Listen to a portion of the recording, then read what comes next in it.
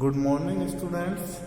चलते हैं class 7th SST geography lesson 6 प्राकृतिक वनस्पति एवं वन्यजीव। जैसा कि हम सब जानते हैं कि प्राकृतिक वनस्पति और वन्य जीवन हमारे पृथ्वी के जो एटमॉस्फेयर है, जो लिथोस्फीयर है और जो आपका बायोस्फीयर है उसके ऊपर डिपेंड करता है, हाइड्रोस्फीयर के ऊपर भी करता है। जैसे स्थल मंडल, जलमंडल और वायुमंडल, इन तीनों से मिलकर बना है आपका जैव मंडल। जैसा आपका स्थल मंडल होगा, वायुमंडल होगा और जलमंडल होगा, उसी के अकॉर्डिंग वहां पर एटमॉस्फेयर भी पाया जाएगा। यानी जैसा बायोस्फीयर होगा उसी के अकॉर्डिंग वहां पर आपको प्राकृतिक वनस्पति और वन्य जीवन यानी वन में रहने वाले जीव जंतु पाए जाएंगे। तो सबसे पहले आता है प्राकृतिक वनस्पति। होती क्या है, इसे कहते हैं प्राकृतिक वनस्पति। वह होती है जिसमें मनुष्य का कोई हाथ नहीं होता और जो स्वतः है अपने आप उपजती तथा फलती फूलती है, उसे हम प्राकृतिक वनस्पति कहते हैं। एज एन एग्जाम्पल, किसी प्रदेश की पर्यावरणीय दशाओं में प्राकृतिक रूप से उगने वाले पेड़ पौधे जिसमें मनुष्य का कोई हस्तक्षेप नहीं होता, उसे हम प्राकृतिक वनस्पति कहते हैं। नेक्स्ट आता है वन्य जीव, जो वन में रहते हैं और उसे हम वन्य जीव कहते हैं। प्राकृतिक वातावरण में पैदा होने वाले जीव, पशु तथा पक्षी वन्य जीव कहलाते हैं। इसके अलावा आता है प्राकृतिक वनस्पति को प्रभावित करने वाले कारक। जैसे कि मैंने आपको बताया था कि जो हमारी पृथ्वी है, उस पृथ्वी की सूर्य से दूरी होने के कारण वहां पर अलग अलग समय पर अलग अलग एटमॉस्फेयर, लिथोस्फीयर और हाइड्रोस्फीयर यानी स्थल मंडल, जलमंडल और वायुमंडल, और इन तीनों से मिलकर बना है जो आपका जैव मंडल, वो अलग अलग दूरी के अकॉर्डिंग अलग अलग पाया जाता है। जैसे कि वनस्पति, प्राकृतिक वनस्पति को प्रभावित करने वाले कारक कौन से हो जाएंगे? जैसे जलवायु, मिट्टी का प्रकार, मिट्टी की ढाल और मिट्टी की गुणवत्ता। यानी जलवायु, टेम्परेचर, वर्षा, जल, जो भी आपका भौतिक तत्व होते हैं, उन सभी से आपकी प्राकृतिक वनस्पति को प्रभावित करने के मुख्य कारक हम कह सकते हैं। भौतिक कारक कौन से होते हैं? टेम्परेचर, जलवायु, वर्षा, जल, मृदा, ढाल इत्यादि। इसके बाद होता है प्राकृतिक वनस्पति के प्रकार। जो प्राकृतिक वनस्पति होती है उनको हम किस टाइप से अलग अलग प्रकार का कह सकते हैं। जो आपकी पृथ्वी होती है, उस पृथ्वी में जो भूमध्य रेखा है उसमें सूर्य का प्रकाश लंबवत पड़ता है, जिससे कि वहां का एटमॉस्फेयर अलग रहता है, और जगहों पर तिरछा पड़ता है, जैसे कर्क रेखा, मकर रेखा पर अलग पड़ता है, जिसके कारण वहां का एटमॉस्फेयर यानी जो बायोस्फीयर, जैव मंडल है, वो अलग टाइप का हो जाता है। इससे कि प्राकृतिक वनस्पति के प्रकार को हम अलग अलग भागों में बांट सकते हैं। सबसे पहले आता है वन, मरुस्थल, घास के मैदान और कांटेदार झाड़ियां। यानी जहां पर जैसा एटमॉस्फेयर, जैसे सूर्य का प्रकाश पड़ रहा है, उसी के अकॉर्डिंग वहां पर प्राकृतिक वनस्पति के प्रकार पाए जाएंगे।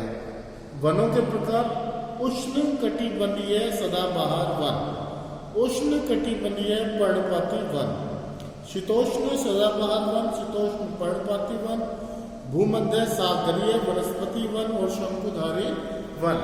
कहने का भाव यह है कि जिस हिसाब से आपकी जो पृथ्वी होती है, उस पृथ्वी पर सूर्य का प्रकाश जहां लंबवत पड़ता है, वहां पर आपका भूमध्य रेखीय सदाबहार वन पाए जाएंगे। और 5 डिग्री तक, 5 डिग्री उत्तरी गोलार्ध में, 5 डिग्री दक्षिणी गोलार्ध में आपके उष्ण कटिबंधीय सदाबहार वन पाए जाएंगे। और जहां पर सूर्य की किरणें तिरछी पड़ रही हैं, कर्क रेखा या मकर रेखा के बीच में और उष्ण कटिबंधीय है सदाबहार वन से ऊपर, वहां आपको उष्णकटिबंधीय पतझड़ वन पाए जाएंगे। इसके बाद जैसे कि कर्क रेखा के बाद आपका शीतोष्णकटिबंधीय सदाबहार वन पाए जाएंगे, और इधर मकर रेखा 23.5 डिग्री से नीचे शीतोष्णकटिबंधीय सदाबहार वन पाए जाएंगे। और जो उत्तरी ध्रुव है और जो दक्षिणी ध्रुव है वहां पर आपको शंकुधारी वन पाए जाएंगे, जहां पर 12 मास बर्फ जमती है, और यहाँ पर शंकुधारी वन आपको पाए जाएंगे।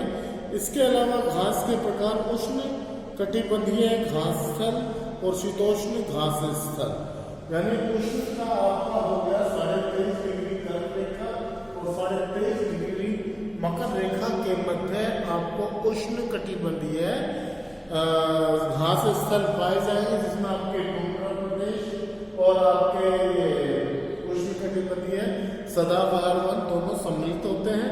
इसके बाद आता है शीतोष्ण घास स्थल, कर्क रेखा से ऊपर और मकर रेखा से नीचे, यानी दक्षिणी गोलार्ध और उत्तरी गोलार्ध में आपके फिर उसके बाद कौन से पाए जाएंगे, शीतोष्ण कटिबंध। इसके बाद आता है कटीली झाड़ियां, ये शुष्क रेगिस्तान जैसे प्रदेशों में पाई जाती है, जैसे आपका भारत के अंदर थार मरुस्थल, अफ्रीका के अंदर सहारा मरुस्थल, इस टाइप से जहां पर मरुस्थल पाए जाएंगे वहां पर आपको ये कटीली झाड़ियां पाई जाएंगी। क्यों?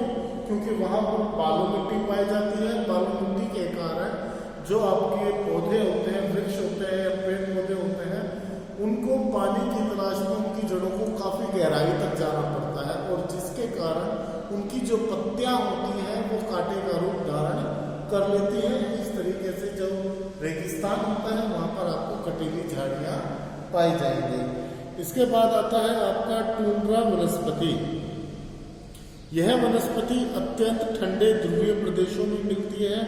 काई, लाइकेन एवं छोटी झाड़ियां टुंड्रा की मुख्य वनस्पति है।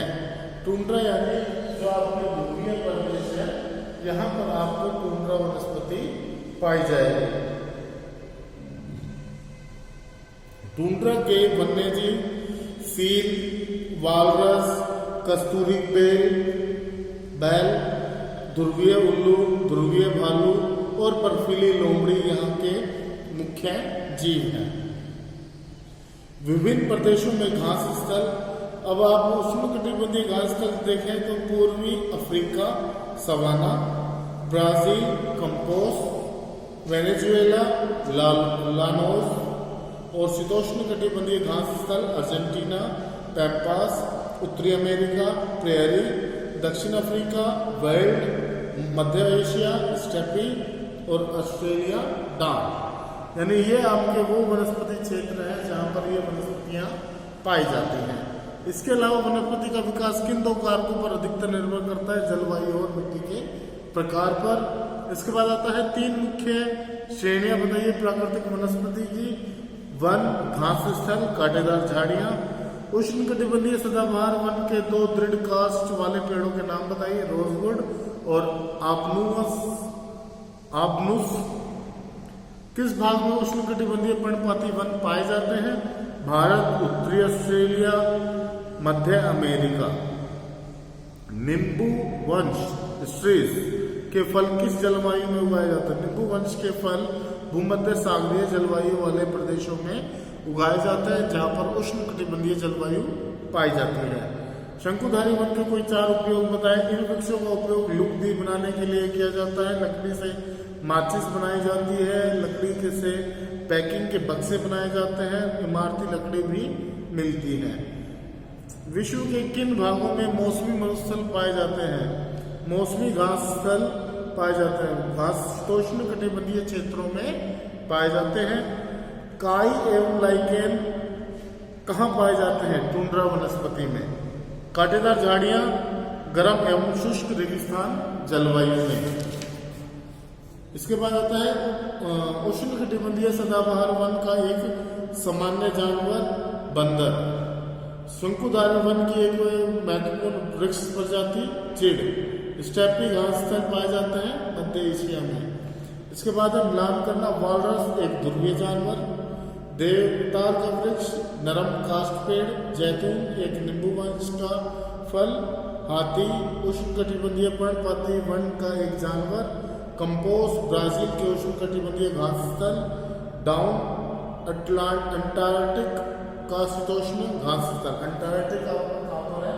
ये आपका अंटार्कटिक है और ये आपका अटलांटिक है, ध्यान रखिएगा। कारण बताइए में है, ध्रुवीय प्रदेशों में रहने वाले जानवरों की फर एवं त्वचा मोटी होती है, क्यों? कारण बताइए। ध्रुवीय प्रदेशों की जलवायु अत्यधिक ठंडी होती है। यहाँ पर सील, वालरस, कस्तूरी बैल, ध्रुवीय उल्लू, ध्रुवीय भालू और बर्फीली लोमड़ी जैसे जानवर पाए जाते हैं। इन जानवरों के शरीर पर मोटा फर एवं मोटी चमड़ी होती है जो इन्हें ठंडी जलवायु से सुरक्षित रखती है। उष्णकटिबंधीय पर्णपाती वन शुष्क मौसम में अपनी पत्तियां गिरा देते हैं, कारण बताइए। उष्णकटिबंधीय पर्णपाती वन शुष्क मौसम में अपनी पत्तियां गिरा देते हैं ताकि ये प्राप्त होने वाले जल को संरक्षित रख सकें। वनस्पति के प्रकार एवं सघनता का एक स्थान से दूसरे स्थान पर बदलती रहती है। वनस्पति के प्रकार एवं सघनता किसी स्थान की जलवायु, वहां पाई जाने वाली मिट्टी के प्रकार अथवा मिट्टी की ढाल पर निर्भर करती है। विभिन्न प्राकृतिक वनस्पति प्रदेशों में जलवायु और मिट्टी के प्रकारों तथा ढाल में पाए जाने वाली विविधता के कारण वनस्पति के प्रकार एवं सघनता एक स्थान से दूसरे स्थान पर बदलती रहती है। इसके अलावा अगर आपको कोई सा क्वेश्चन आपको समझ में नहीं